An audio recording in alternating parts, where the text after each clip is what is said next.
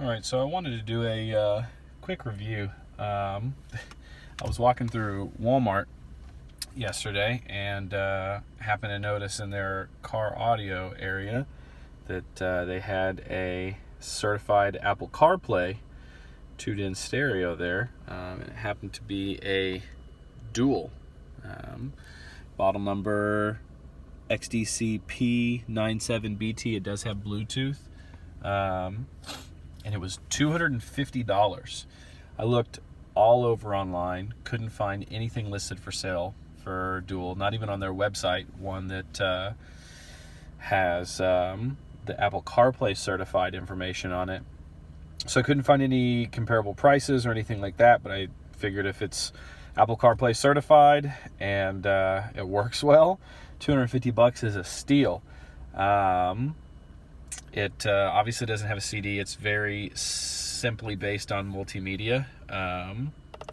So if you go kind of to the main menu, you've got radio options, USB, phone, Bluetooth, iPod, auxiliary input, settings, the CarPlay menu, and then a rear view camera. That's about it. There are no connections on the front faceplate.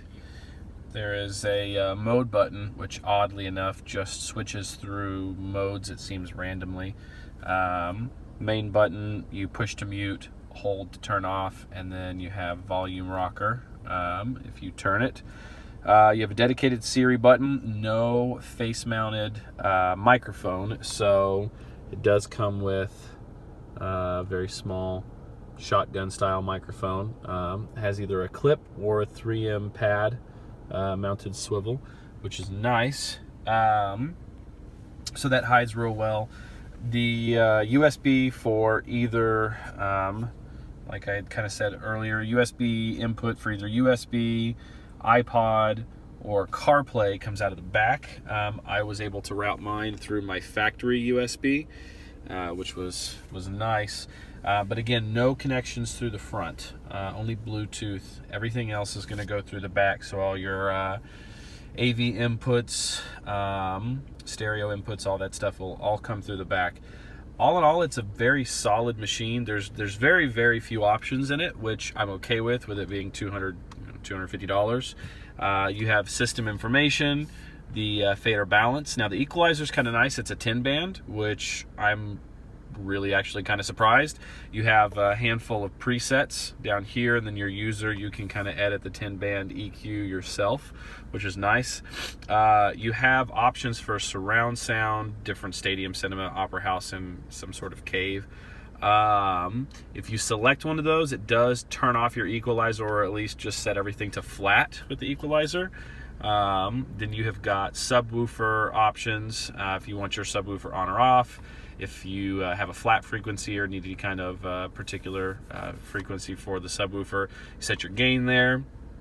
Display's extremely simple. It's only brightness.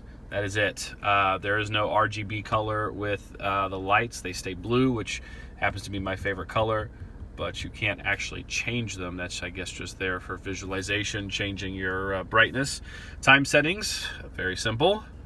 Miscellaneous beep tone camera, if you want to have the loudness booster on there. I'm not a big fan of it because it tends to, I feel like, distort some of the audio sometimes. Programmable volume, which you can have it set to when it turns on by default. As you can see, everything is actually really nice in terms of response.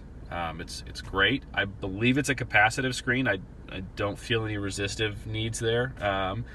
And that can be further kind of looked at by going into CarPlay and Maps, which I'm not sure if it'll turn my recording off when I do this, but if it'll let me go into Maps, nope. Okay, won't let me go into Maps, but again, this is, it's pretty nice.